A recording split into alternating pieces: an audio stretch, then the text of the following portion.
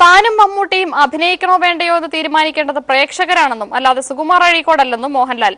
40 പുസ്തകങ്ങൾ എഴുതിയതുകൊണ്ട് കാര്യമില്ല, ഒരാളുടെ പെരുമാറ്റമാണ് പ്രധാനം. ഡ്രൈവർ ജോലി മോശമാണെന്ന അഴീക്കോടിന്റെ പ്രസ്താവന അദ്ദേഹത്തിന് ചേരാത്തതാണെന്നും മോഹൻലാൽ തിരുവനന്തപുരത്ത് പറഞ്ഞു. ഞാൻ അഭിനയിക്കണോ വേണ്ടോ അല്ലെങ്കിൽ മമ്മൂട്ടി അഭിനയിക്കണോ വേണ്ടോ എന്നുള്ളത് ഇവിടുത്തെ പ്രേക്ഷകരാണ് തീരുമാനിക്കുന്നത്, അല്ല സുകുമാർ അഴീക്കോടല്ല. സുകുമാർ അഴീക്കോടിന് വ്യക്തമായ മറുപടിയാണ് മോഹൻലാൽ നൽകിയത്. താൻ ദുബായിൽ നിന്ന് വിളിച്ചെന്ന അഴീക്കോടിന്റെ തോന്നൽ അദ്ദേഹത്തിന്റെ ചെവിയിൽ എന്തോ മുഴങ്ങുന്നതുകൊണ്ടാകാം. അച്യുതാനന്ദനെ കുറിച്ച് അദ്ദേഹം ഇങ്ങനെ പറഞ്ഞു.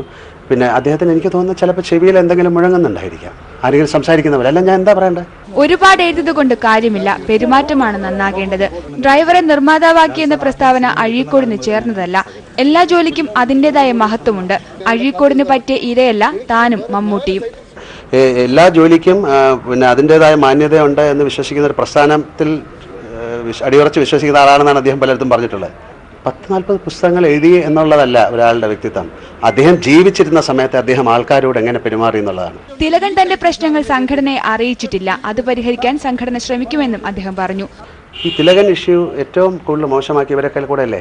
പുതിയ സിനിമയിൽ തന്റെ കഥാപാത്രത്തിന്റെ പേര് വിവാദമാകാതിരിക്കാനും ലാലിന്റെ മുൻകൂർ ജാമ്യം. ഇതിലെ എൻ്റെ പേര് കൊളപ്പള്ളി സുകുമാരൻ എന്നാണ്. ഇനി ഈ സിനിമ കണ്ടിട്ട് അദ്ദേഹത്തെ കളിയാക്കാൻ വേണ്ടിയിട്ട് ചെയ്തതാണെന്ന് പറയരുത്. അതിന് എന്തെങ്കിലും പറഞ്ഞാൽ ശ്രീനിവാസനാണ് എൻ്റെ റെസ്പോൺസിബിലിറ്റി. ഇനി അദ്ദേഹത്തെ കളിയാക്കാൻ വേണ്ടിയിട്ടാണ് അങ്ങനെ ആ പേരിട്ടെന്ന്. ഇനി അത് മാറ്റിയെടുക്കാൻ പറ്റില്ല ഇത്രയും സീനുകൾ. മനോരമ ന്യൂസ്, തിരുവനന്തപുരം.